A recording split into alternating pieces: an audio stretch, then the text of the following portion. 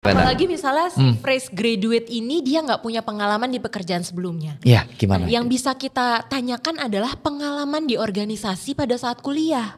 Yang terpenting adalah masa lalunya yang ditanya, bukan masa depannya.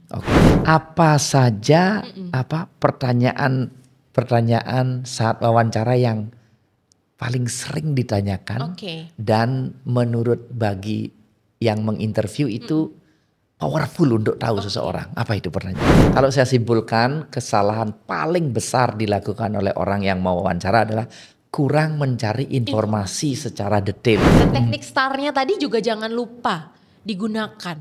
Supaya akhirnya kita dapat data yang lebih banyak, informasi yang kita terima juga banyak terkait kandidat tersebut. Jangan sampai kurang data Pak, evidence-nya kurang. Balik terus lagi, nanya lagi, nggak enak. Nggak keren iya, gitu nggak keren.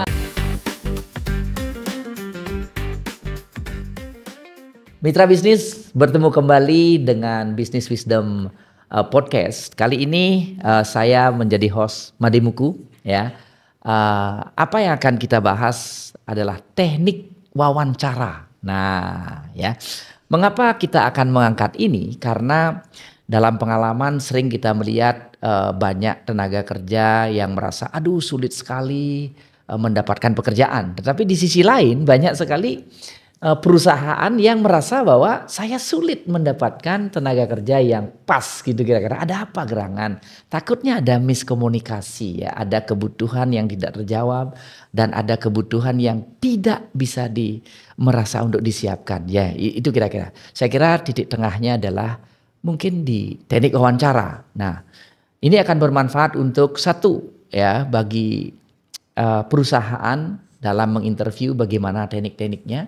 Demikian juga bagi para kandidat yang ingin melamar pekerjaan, ya apa yang harus diperhatikan. Nah, pada kesempatan ini kita akan bertemu berdiskusi dengan Mbak Armen ya yang sudah berpengalaman dalam mewawancarai kandidat-kandidat untuk menjadi tenaga kerja atau menjadi level yang lebih tinggi. Oke, ini dia Armen. Silakan Armen, perkenalkan diri dulu. Ya.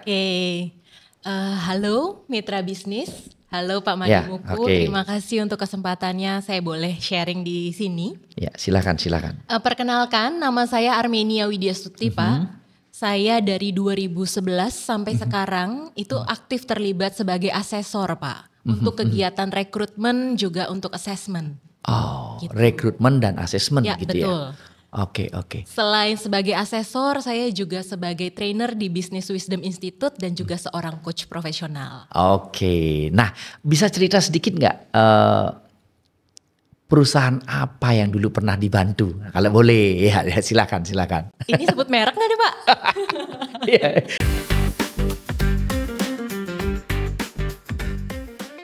Yeah. Jadi sebenarnya banyak banget ya Pak yang sudah saya bantu untuk kegiatan rekrutmen maupun assessment. Salah satunya Pertamina, BCA, saya bantu untuk proses entah mereka karyawan yang baru akan masuk, proses rekrutmen ataupun pada saat mereka akan naik ke level yang lebih tinggi di proses assessment.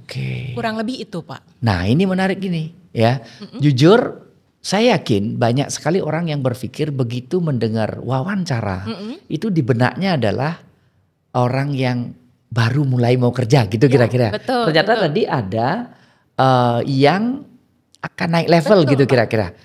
Monggo. Jadi Pak saya Armen, jelaskan apa perbedaannya dulu gitu ya kira-kira ya, silakan. Jadi tahapan wawancara itu pasti akan ada selalu pada saat rekrutmen ataupun pada saat assessment. Misalnya kalau di tahapan rekrutmen itu biasanya lebih sedikit nih Pak tools yang digunakan. Ada psikotes udah pasti, kemudian ada proses yang namanya interview atau wawancara. Paling tidak 2 itu Pak. Tetapi pada saat prosesnya assessment itu tools yang digunakan lebih banyak. Yang pasti psikotes ada, interview ada yang namanya FGD atau LGD, itu seperti diskusi kelompok. Ada juga yang mengerjakan studi kasus atau case study. Jadi diberikan kasus orangnya betul. gitu ya? Orangnya diberikan kasus untuk melihat sisi bagaimana harus menjawab kasus yang ada Pak, dianalisa dengan baik. Jadi levelnya lebih tinggi nih pada saat memang orang itu mengikuti assessment untuk naik ke jenjang yang lebih tinggi di dalam pekerjaannya. Beda dengan yang rekrutmen tadi. Namun rekrutmen ini kalau memang levelnya juga cukup tinggi, kadang dibutuhkan yang toolsnya lebih banyak tadi Pak. Yang tadi saya jelaskan 2 itu pada saat memang mungkin entry level ya. Anak-anak yang baru lulus kuliah. Itu yang penting 2 itu gitu ya? Yang paling penting 2 itu saja. Apa tadi itu? Psikotes. Ya. Untuk kita tahu IQ-nya berapa Pak. Ya. Sama satu lagi yang tadi interview. Interview itu. Oke. Mitra bisnis, saya yakin ya manfaat dari diskusi kita itu tidak hanya untuk orang yang melamar pekerjaan atau ingin levelnya lebih, tetapi juga buat perusahaan atau HRD yang ingin menginterview. Nanti akan kita gali lebih jauh apa saja tip-tipnya gitu ya. Tapi sebelum itu kira-kira secara garis besar tahap-tahap untuk mewawancarai orang itu seperti apa sih? Silakan. Tahapannya ya Pak. Pertama dari sisi kita sebagai interviewer, kita harus persiapkan semua hasil yang tadi psikotesnya kita sudah ada. CV-nya juga kita sudah baca. Jadi sudah persiapan terlebih dahulu. Ada panduan pertanyaan yang kita juga buat gitu ya Pak ya. Kemudian kalau dari sisi pewawancaranya. Pewawancara yang saya maksud. Pewawancara. Jadi memang harus fokus, kita harus tahu kandidatnya terlebih dahulu. Karena kan ini prosesnya juga lumayan panjang ya. Kalau rekrutmen bisa panjang dan bisa lebih banyak pesertanya lebih banyak. Ya, tapi waktu untuk interviewnya lebih sempit. Lebih bisa singkat, hanya mungkin 30 menit, 1 jam itu paling lama. Tapi kalau untuk level yang lebih tinggi, selain tadi yang saya sudah sebutkan, itu prosesnya kan panjang ya Pak. Interviewnya aja bisa 2 jam, 3 jam Pak. Dan itu rangkaian pertanyaannya, panduan pertanyaannya juga cukup panjang. Tapi orangnya lebih sedikit ya. Orangnya biasa. Paling sehari ya paling 2 Pak. Karena kalau enggak kita yang capek ya. Wawancara 3 orang, 2 orang dalam waktu 3 jam sampai ya 3,5 jam kadang pernah juga. Tadi kan salah satu persiapannya adalah kita harus membaca dulu datanya dia, mempelajari datanya. Ya gitu. Coba kalau untuk karyawan baru ya, kira-kira informasi apa yang harus didapatkan ya? Dari sisi sebelumnya, dari sisi pewawancara. Dari sisi sayanya ya, paling enggak saya udah harus baca CV-nya, tahu gambaran hasil psikotesnya, IQ-nya berapa, mana yang sudah baik, mana yang kurang dari kompetensi yang ada. Nah dari situ nanti biasanya lebih banyak pertanyaan-pertanyaan yang menggali pengalamannya dia sebelumnya, di pekerjaan dia sebelumnya. Jadi kita lebih melihat pekerjaan dia sebelumnya seperti apa gitu ya.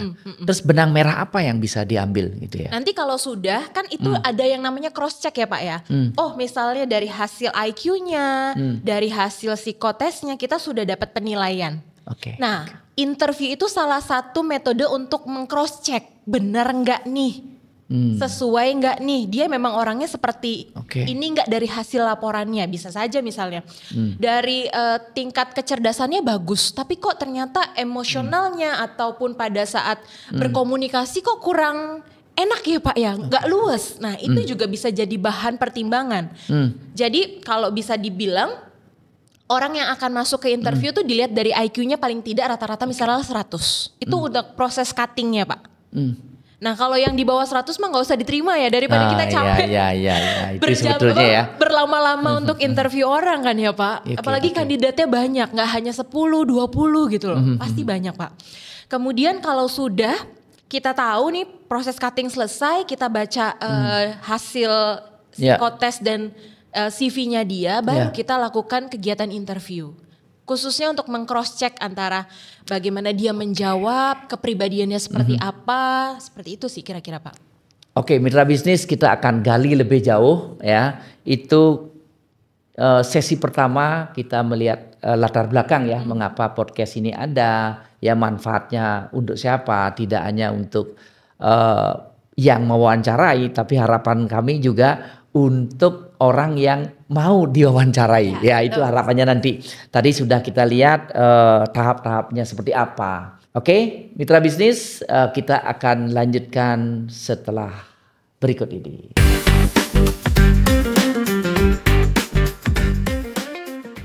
Mbak Armen, boleh cerita sedikit nggak Ya Pak. Gimana ceritanya kok bisa terjun ke dunia interview ini? Jawaban jujur ya nih Pak. Ya silakan. Jadi sebenarnya saya tuh memang dari sarjana psikologi kan Pak, dari universitas yang cukup baik. Boleh sebut namanya nih? Oh silakan. Atma Jaya Pak. Oke, jadi terkenal itu. Iya betul, akreditasinya juga A. Jadi pada waktu saya lulus, saya langsung kirim CV saya kemana-mana ya. Salah satu perusahaan-perusahaan bagus, misalnya BCA, Astra, Pertamina. Gitu. Tapi kok nggak pernah cocok gitu ya. Pernah kena gitu ya kira. Kena gitu ya Pak ya. Sampai akhirnya saya melamar itu ke vendor Pak. Vendor atau konsultan. Konsultan yang memang merekrut khusus karyawan. Merekrut gitu ya. Iya betul. Atau menilai karyawan dan menilai dia bisa naik ke tingkat yang lebih tinggi atau enggak. Nah ternyata jodohnya malah di situ Pak. Jadi saya nggak diterima di perusahaan-perusahaan yang saya pilih tadi, tapi malah bisa akhirnya merekrut karyawan yang tadi, yang saya maunya masuk ke BCA, masuknya Astra gitu ya. Malah ternyata panjang perjalanan saya malah merekrut mereka gitu. Tapi memang awalnya levelnya masih rendah dulu Pak waktu itu. Belum jadi interviewer karena kan masih pemula ya, baru lulus. Biasanya jadi administrator tes sebutannya. Jadi yang memimpin untuk jalannya psikotes Pak. Dari situ karena saya mungkin berkinerja baik, akhirnya saya dikasih kesempatan. Lama-lama naik level untuk di bidang misalnya diskusi kelompok. Jadi observer terlebih dahulu. Baru setelah itu saya ambil assessment center Pak. Sebagai asesor. Jadi certified asesor. Seperti itu Pak, baru setelah itu saya dapat kesempatan untuk mewawancara orang. Kemudian akhirnya ya saya bersyukurnya juga naik level. Saya bahkan Pak, itu wawancara itu biasanya yang bukan levelnya seumur dengan saya loh. Iya tentunya ya, waktu terutama yang satu lagi itu ya. Levelnya kadang mereka bilang, loh Mbak Armin kayaknya umurnya tuh seumur anak saya deh. Kayak gitu Pak, karena yang saya wawancarai adalah yang usianya seorang tua saya gitu. Oke. Itu jadi pressure buat saya, tapi itu jadi tantangan. Karena saya harus berpikiran bahwa dulu saya nggak bisa dapat pekerjaan yang saya impikan. Ini saya ketika mengakses mereka masuk ke perusahaan atau naik tingkat, saya harus seobjektif mungkin. Nggak mau subjektif. Jadi kasih yang terbaik untuk mereka supaya memang kalau mereka nilainya bagus, ya saya akan approve mereka untuk bisa join ke perusahaan. Tapi kalau enggak ya enggak gitu sih Pak. Satu ini penting nih. Waktu kan melamar langsung di perusahaan besar itu nggak diterima ya. Tiba-tiba di vendor lah, di konsultan vendor, gitu. Betul. Begitu diterima di sana dan tentu kita membandingkan gitu ya. Kok nggak di sana, kok nggak di sebelumnya. Nah di situ tuh merasa lebih bahagia atau merasa kecelakaan? coba gimana? Di momen pertama ya, jangan di akhir. Kalau di akhir itu pas kali. Kalau saya akhirnya saya bersyukur. Nah ini penting. Saya bersyukur karena dulu mungkin kalau misalnya saya masuk ke satu perusahaan tertentu, saya nggak bisa belajar begitu banyaknya jenis-jenis orang. Bagaimana bisa masuk ke dalam satu perusahaan? Karena gini Pak, bisa saja di perusahaan A dia bisa join dengan orang yang sama ya, tapi belum tentu di perusahaan B dia bisa keterima. Karena setiap perusahaan tuh punya levelnya yang berbeda-beda, punya kompetensinya yang berbeda-beda dan belum tentu fit dengan orang tersebut. Kata kuncinya bersyukur ya. Marmen bisa cerita sedikit ya. Kan kita juga harus menilai soft skill ya gitu kira-kira. Terus kayak apa tuh caranya? Nah kalau soft skill itu biasanya termasuk dalam kompetensi Pak. Jadi setiap perusahaan itu bisa punya kompetensi yang berbeda-beda untuk mengukur seseorang bisa join dalam perusahaan tersebut. Jadi perusahaan A punya kompetensi ABC gitu ya. Perusahaan B, D, E, F. Bisa ada yang sama, bisa ada yang berbeda. Bisa dicontohkan ABC itu kira-kira? Misalnya perusahaan A yang diukur misalnya leadership. Bagaimana dia managerial skillnya Pak. Jadi misalnya bagaimana dia memimpin karyawan. bagaimana bisa mengambil keputusan, bagaimana melakukan mentoring dan coaching, misalnya itu. Untuk bagian atau level yang dia butuhkan gitu kira-kira ya. Betul. Oke. Kemudian nanti ada juga yang mengukur bagaimana interpersonal skillnya. Jadi komunikasinya gimana ke atasan, ke bawahan atau ke mana? Ke klien. Misalnya customer service. Jadi banyak banget yang diukur. Nah, bisa aja itu di perusahaan A, tapi di perusahaan B mungkin value-nya berbeda. Jadi kompetensi yang diukur juga berbeda. Misalnya ada yang lebih mengukur, ini perusahaan terkait digitalisasi. Jadi misalnya ada future oriented misalnya. Dia punya nggak bagaimana cara menganalisa sesuatu. Nah, itu yang diukur. Jadi bisa berbeda antara satu perusahaan dengan perusahaan lain, tergantung memang perusahaan itu bergeraknya di bidang apa, value-nya apa gitu. Oke. Nah, itu kan soft skill yang dibutuhkan di bagian yang ingin direkrut kan, begitu toh. Betul. Nah, pertanyaannya sekarang adalah misalnya butuh leadership. Terus tekniknya apa kira-kira supaya kita tahu ini leadershipnya pas buat di sini gitu. Gimana kira-kira? Jadi dilakukan dengan interview, dengan pertanyaan. Jadi misalnya tentang kepemimpinan atau leadership ya. Nah, itu misalnya salah satunya adalah bagaimana cara untuk mengambil keputusan.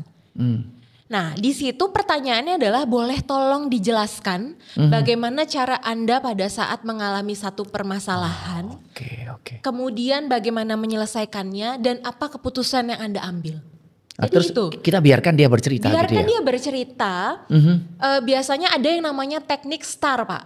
Nah, kita harus tahu dulu nih situasinya seperti apa pada saat dia misalnya dalam keadaan ada permasalahan.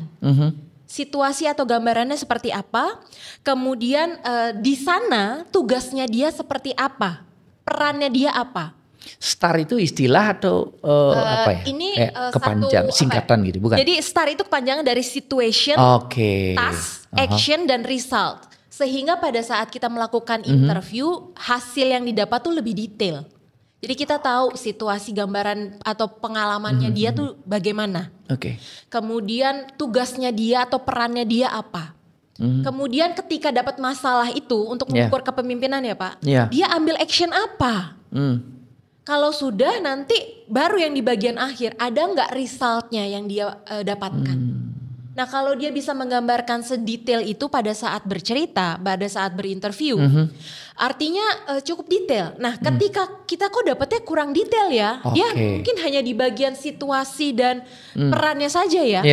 Nah, kita bisa melakukan probing, Pak, untuk kita ditanya balik gitu ya. Tanya balik untuk mendapatkan detailnya itu seperti apa. Jadi teknik ini sangat membantu supaya kita dapat gambaran yang detail dan utuh terhadap situasinya. Kalau saya simpulkan salah satu tekniknya dengan memberikan case ya, kemudian dari jawabannya itu kita lihat STAR-nya gitu ya. Ya betul. S-nya apa dari itu? Situation, ya. Task, apa yang dia lakukan berarti? Terus action, dan result. Hasilnya seperti apa? Nah, case-nya tadi itu harusnya juga berdasarkan pengalamannya. Jadi bukan kita yang membuat case, tapi memang dia mengalami satu masalah dan bagaimana dia bisa menyelesaikan, bagaimana dia bisa akhirnya mengambil keputusan, kurang lebih itu. Berarti bagi orang yang ingin diwawancara ini catatan berarti ya. Jadi yang diceritakan harus apa yang dia lakukan gitu ya. Betul. Oke. Karena kalau misalnya bukan bercerita teori gitu ya. Itu ada ini catatan. Kayak juga ya. Seorang interviewer itu nggak boleh menanyakan tolong dijelaskan apa yang dimaksud bla bla bla bla. Itu nggak boleh. Artinya kan dia teorinya ya yang dijelaskan Jadi bentuk pertanyaannya juga mestinya gini, tolong diceritakan pengalaman Bapak terkait masalah apa. Pada saat Anda harus misalnya berkomunikasi dengan atasan. Bagaimana ceritakan pada saat Anda berkomunikasi dengan customer. Jadi kan dia mau gak mau cerita pengalaman realnya ya Pak. Ini menarik ini ya. Jadi bagi mitra bisnis yang sedang mempersiapkan wawancara ya, ingat yang Anda ceritakan adalah pengalaman Anda. Ya, dan betul. ada unsur starnya buat sedetail mungkin. Gitu kira-kira. Betul. Wah, dapat ini sudah nih. Itu karena kalau starnya lengkap membantu interview juga tuh. Iya, betul. Untuk gak usah banyak terlalu bertanya ya Pak ya. Iya. Gitu. Tapi jangan salah ya. Kalau dia tidak mengalami, dia nggak akan bisa. Ya, Ketahuan ya, betul. kira-kira. Iya, ketika dia tidak mengalami biasanya jawaban-jawabannya tuh malah jadinya akan. Nah akan itu kan ke depan ya Pak. Sedangkan yang harus dia ceritakan yang sudah saya lakukan. Beda ya kata-katanya Pak ya. Karena ketika dia membicarakan angan-angan ke depan, belum tentu dia akan melakukan hal itu. Tapi pada saat misalnya dia sudah melakukan kegiatan yang sebelumnya, misalnya sudah bisa mendampingi karyawan, bisa mentoring, bisa melakukan coaching, pendampingan. Nah, nanti pada dia saat naik ke level berikutnya, dia akan melakukan hal yang sama, Pak. Betul. Gitu. Jadi kita percayalah gitu kira-kira dia akan melakukan hal itu. Nah ini menarik Karena sekarang. Polanya sudah seperti itu. berulang. Oke. Nah ini menarik sekarang. Tadi kan lebih ke contoh kita ke orang berarti yang sudah bekerja untuk naik level. Betul. Nah kalau fresh graduate. Oke. Nah ini dia. Kan apa yang Anda lakukan. Nah itu gimana? Apalagi misalnya si fresh graduate ini dia nggak punya pengalaman di pekerjaan sebelumnya. Ya gimana? Nah, yang bisa kita tanyakan adalah pengalaman di organisasi pada saat kuliah. Karena kan gambaran organisasi di tempat dia kuliah ikut UMKM tertentu atau ikut kegiatan kemahasiswaan, dia ikut komunitas, jadi nggak melulu harus di kampusnya ya Pak. Itu bisa ditanyakan. Perannya di sana apa? Apakah hanya sekretaris atau ketua, anggota? Nah, bagaimana dia bisa berkontribusi?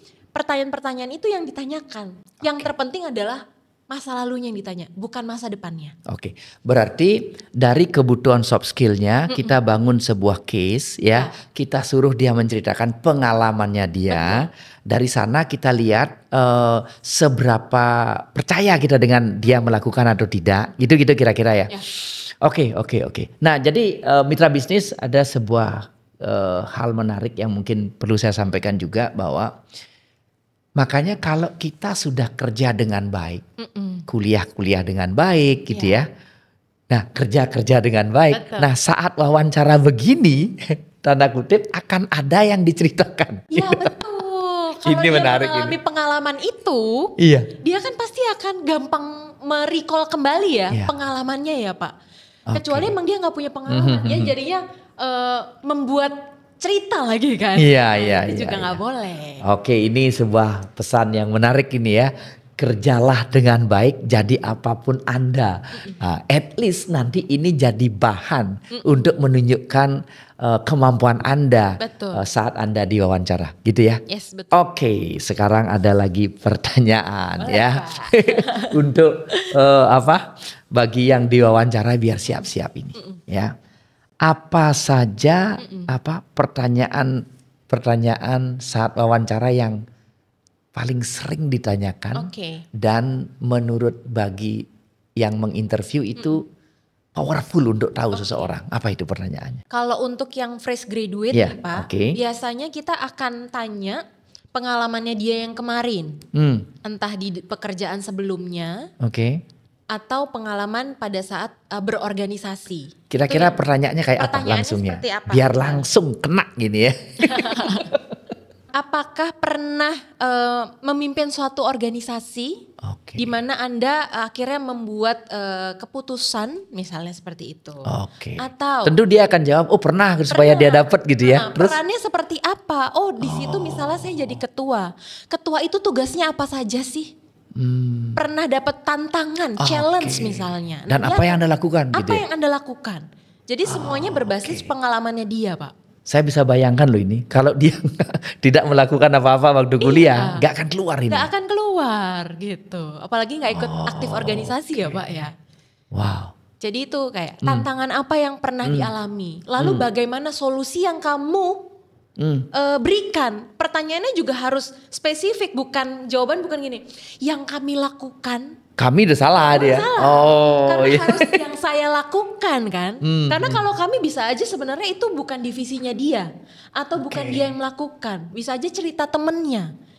Jadi harus pewawancara atau interview harus spesifik nanya. Terus kamu lakukannya apa?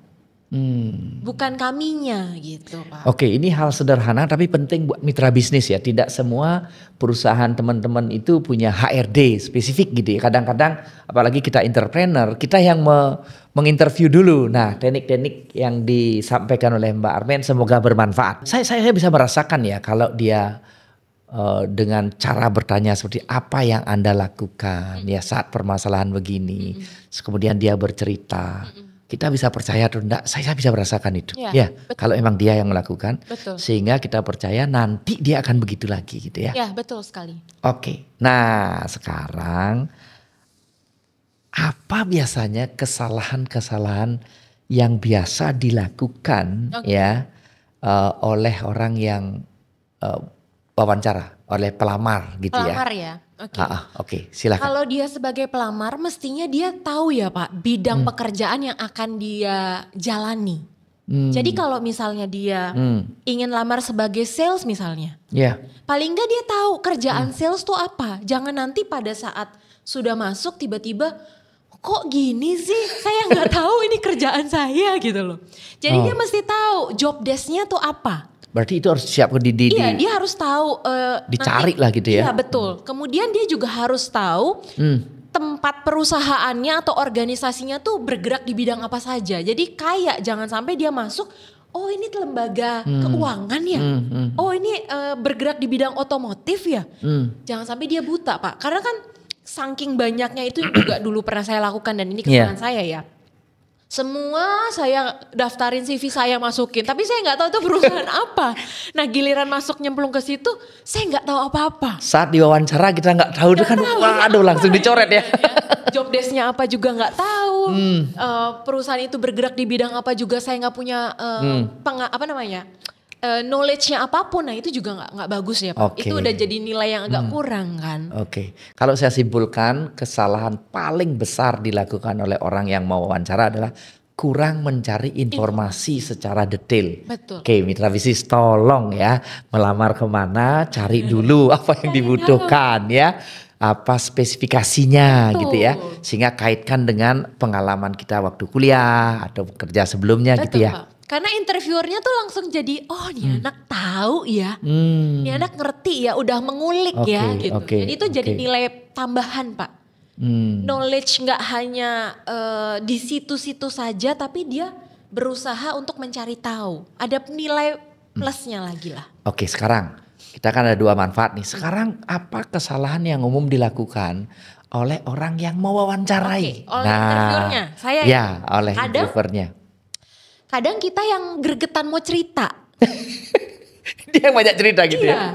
Atau nggak kita terlalu banyak bertanya. Bercerita dan bertanya itu juga nggak boleh. Padahal pada kesempatan interview adalah kita mengulik, dia yang harus lebih banyak ya. Iya, saya harus tahu informasi sedetail mungkin dari kandidat saya. Jangan sampai malah saya yang curhat jadinya gitu ya Pak, yang cerita. Apalagi situasinya sama misalnya. Oh iya, sama-sama dari Atma Jaya ya misalnya. Malah jadi cerita kan. Sama-sama pernah punya pengalaman di perusahaan ini ya. Nah itu nggak boleh. Jadi itu tidak boleh dilakukan. Dan satu lagi Pak, jangan mengajukan pertanyaan yang ended question atau closed question. Jadi yang membuat pertanyaan itu dijawabnya dengan iya atau tidak saja. Itu juga nggak boleh. Nanti kan akhirnya jadi interviewernya nanya-nanya terus ya. Betul. Dan dia singkat-singkat terus gitu ya. Lebih baik bertanya dengan pertanyaan yang terbuka. Supaya dia bercerita dan kita menggali lebih dalam. Terima kasih Pak Armen. Ini menarik sekali ya buat teman-teman ya entrepreneur ya pebisnis yang mungkin belum punya HRD khusus gitu ya dan mau merekrut, jangan sampai salah seperti tadi. Kata kuncinya adalah buatlah pertanyaan yang membuat dia cerita lebih banyak. Karena seorang yang menginterview yang baik adalah justru mendapat banyak informasi ya. Bukan sebaliknya bercerita. Jangan membuat pertanyaan yang jawabannya hanya iya dan tidak. Gitu. Nah teknik-teknik sudah banyak sekali. Kita lanjutkan lagi tentang manfaat.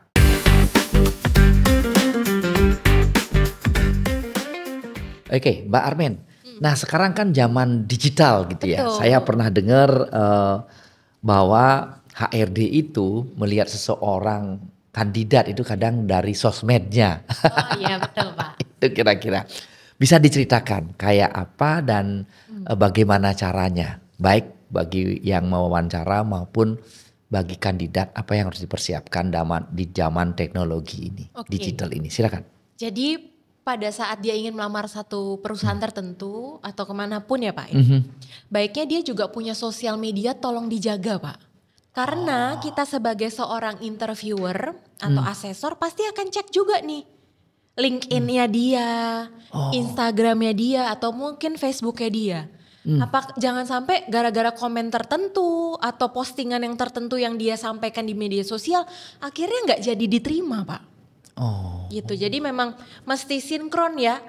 Apa yang dia gambarkan di media sosial dengan dirinya tuh mesti sama. Mestinya seperti itu. Oke. Nah, untuk para calon yang mencari kerja ya untuk diinterview, kira-kira isi atau konten sosmed seperti apa yang tidak disukai oleh seorang interviewer ya, silakan. Biar bisa dihindari loh nih ya, jangan sampai saya memposting hal seperti itu nanti gitu loh. Ya, kan gitu udah maknanya. Ya, silakan. Kalau tentang kehidupannya sehari-hari sih nggak apa-apa ya Pak. Ya. Karena kita juga biar tahu kegiatan aktivitasnya sehari-hari. Yang terpenting kalau yang nggak boleh tuh ketika memang kata-kata yang dia ucapkan itu tidak membangun. Kata-kata yang cenderung negatif. Komen-komennya di bawah tuh yang mengeluh yang seperti itu. Karena akan mirip apa yang dia lakukan di media sosial. Nanti pada saat bekerja dia akan jadi pribadi yang sama. Pikirannya negatif, dikit-dikit mengeluh, gak bersyukur seperti itu. Menyalahkan orang lain. Yang gitu-gitu ya. Iya.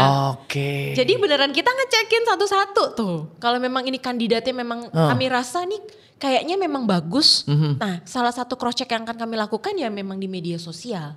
Jadi hati-hatilah dalam melakukan posting di sosial media. Oke. Tadi yang merasa yang akan tidak disukai itu kalau mengeluh tadi, ya menyalahkan keadaan, ya. Kemudian hal-hal yang gampang menyerah gitu ya, penyesalan gitu mungkin ya. Betul Pak. Oke. Apalagi jejak digital bisa dihilangkan.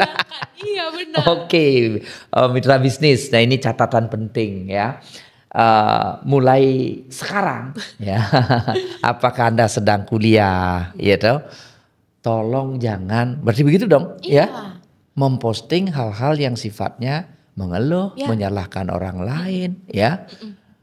Terus sebaiknya postingnya seperti apa? Nah ini penting nih. Prestasinya dia Pak, ketika dia ikut kompetisi tertentu, dia aktif di kegiatan sosial, di kegiatan kampus, itu yang diposting, sehingga interviewer akan ngerasa orang ini memang aktif. Karena kita nggak suka yang nggak punya drive, semangat hidup. Oh iya. Karena nggak ada inovasi apa-apa ya Pak. Benar. Kalau dia misalnya, mohon maaf, kayak misalnya pada saat kuliah hanya kupu-kupu, kuliah pulang ya. Ikut organisasi.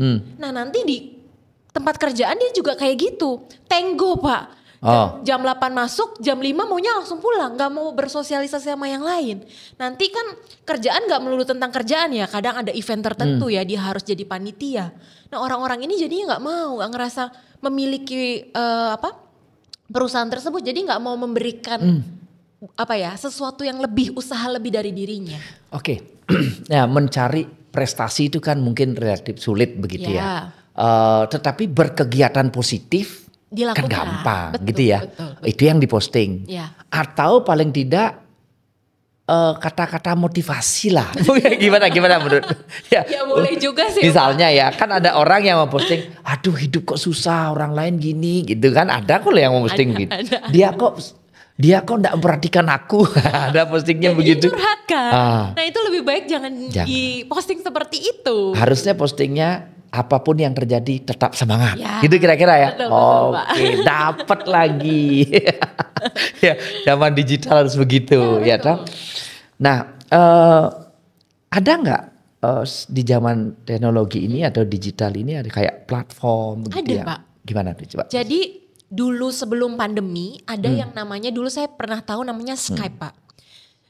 Itu kayak Zoom juga sebenarnya, Pak. Mirip-mirip Teams, Zoom. Sebenarnya dulu kita lakukannya masih di kantor. Jadi semua interviewer dikumpulin jadi satu gitu loh. Padahal pesertanya juga di luar kota.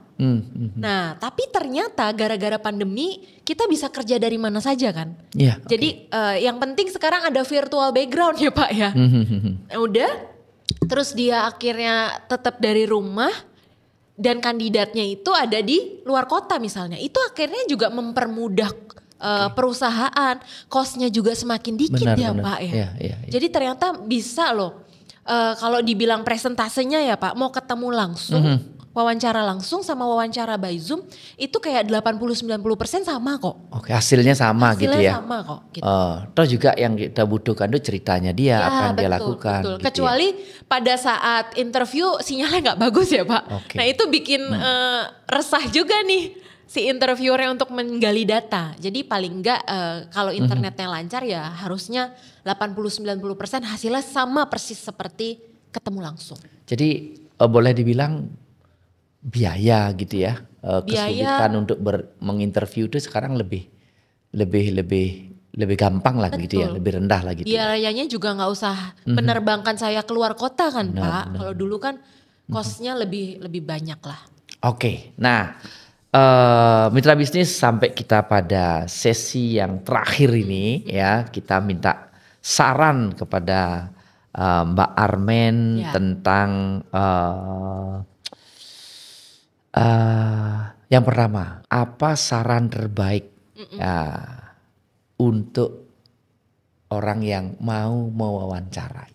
Monggo silakan. Sebagai interviewernya nih ya. Itu dulu, silakan. Sarannya adalah selalu tingkatkan jam terbang Pak.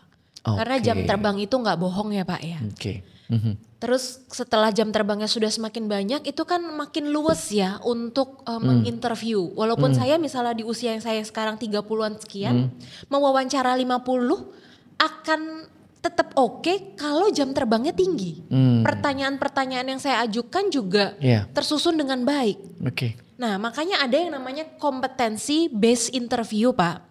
Jadi mau siapapun yang tanya, ya kita ikutin panduannya saja. Tinggal kalau misalnya datanya kurang kita lakukan probing. Jadi yang saya tanya dengan Pak Made tanya gitu. akan sama. Standar, karena ada standarnya ada gitu standarnya. Ya. Probingnya yang akan menambah kekayaan data dari kandidat kita. Kurang lebih itu. Jadi jam terbang, semakin banyak kita fasih bertanya, itu juga akan membuat dapat data yang lebih detail. Tadi yang ini juga mungkin perlu diulang lagi. Yang menggali gitu loh, yang supaya yang diwawancara yang lebih banyak cerita gitu ya. Iya betul, dan teknik STAR-nya tadi juga jangan lupa digunakan supaya akhirnya kita dapat data yang lebih banyak, informasi yang kita terima juga banyak terkait kandidat tersebut. Jangan sampai kurang data Pak, evidence-nya kurang. Balik lagi, nanya lagi, nggak enak. Nggak ini ya, nggak keren ya, gitu nggak keren, ya. Oke, saya ulang ya. Sarannya dari Mbak Armen, yang pertama jam terbang, ya. Nah, yang kedua adalah teknik STAR itu, ya, situasinya, kemudian tasnya dia apa tugasnya selama ini, kemudian setelah dikasih actionnya apa, dan hasilnya bagaimana. Jadi nggak melulu hasil yang baik juga. Kalau hasilnya tidak baik tapi dia bisa berproses kan kita juga nilai, ada nilainya juga. Ya. Dan di situ harus dilakukan oleh dirinya kan begitu ya. Betul, harus bukan dia. Saya teori, ya, Pak, ya. Harus saya bukan ya, kami bukan gitu kami. Ya. Nah, untuk bisa di sana probing dan lain sebagainya, perlu pertanyaan-pertanyaan yang membuat dia banyak cerita gitu kira-kira. Betul. Mbak Armen. Nah, berikutnya sekarang bagi kandidat kalau mau persiapan akan wawancara, apa yang harus disiapkan? Monggo. Tentunya dia punya pengalaman ya Pak ya. Dia harus bisa menceritakan pengalaman yang sudah dia lalui. Karena ketika dia bercerita tentang pengalamannya itu relate dengan apa yang ditanyakan. Jadi perkaya kegiatan dimanapun, di organisasi, di dalam pekerjaan, kalau ada kepanitiaan juga harus sebisanya juga ikut gitu loh. Jadi memperkaya pengalamannya dia sehingga interviewer itu mendapatkan pola yang baik dari orang tersebut. Kurang lebih itu sih Pak. Berarti kalau saya simpulkan, kalau masih jauh gitu ya, ya atau masih kuliah gitu, lakukanlah segala sesuatunya dengan sebaik mungkin gitu ya. Itu akan menjadi bahan, kan gitu berarti ya. Nah kalau dikaitkan dengan sebelumnya sarannya Mbak Armen tadi itu supaya apa tadi meriset dulu kebutuhannya, riset juga penting gitu ya. Jangan sampai kita ketok-ketok rumah orang tapi kita nggak tahu rumahnya seperti apa, dalamnya siapa saja gitu. Dan berarti bisa saja kandidat ini bisa akan menebak ya, job desk-nya apa kira-kira, kan ya kan begitu. Sudah dikasih tahu. Dikasih tahu. Kemudian dia bisa mengkaitkan dengan apa yang selama ini dia lakukan. Mestinya gitu ya. Iya. Apalagi ketika misalnya dia daftarnya sebagai sales ya Pak ya. Dan dia di dalam kepanitiaan dia jadi humas. Kan relate ya Pak. Saya pernah ketemu sama misalnya sponsor. Cara cari dananya gimana supaya event saya semakin baik, ketemu dengan vendor-vendor misalnya. Nah itu yang membuat akhirnya nanti pada saat dia menjadi sales misalnya, dia sudah terbiasa ketemu sama orang, bernegosiasi, dealing dengan konflik dengan orang dan lain sebagainya. Oke, ini menarik sekali. Kalau izinkan saya menyimpulkan ya. Boleh Pak. Untuk para calon kandidat gitu ya yang melamar pekerjaan, tolong disiapkan jauh-jauh sebelumnya, lakukan apapun tugas Anda sebaik yang Anda bisa. Ini akan menjadi bahan Anda dalam wawancara ya. Kemudian kalau Anda melamar di sebuah tempat kerja, tolong diriset dulu apa job desk-nya dan siap-siaplah korelasikan ya dari aktivitas Anda sehingga Anda siap nanti akan menjawab dengan kata-kata saya melakukan. Ya. Saya yang itu kira-kira orang lain. Ya. Oke, terima kasih Mbak Armen. Luar biasa. Itu kira-kira mitra bisnis, semoga bermanfaat buat Anda. Saya Mademuku bersama Armen, sukses selalu buat Anda semua.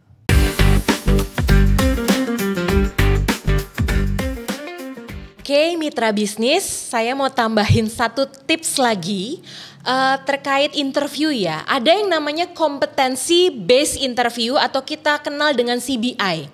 Ini ternyata udah lama banget ada, dan kenapa CBI ini penting dan sampai sekarang masih berlaku, masih kita jalankan.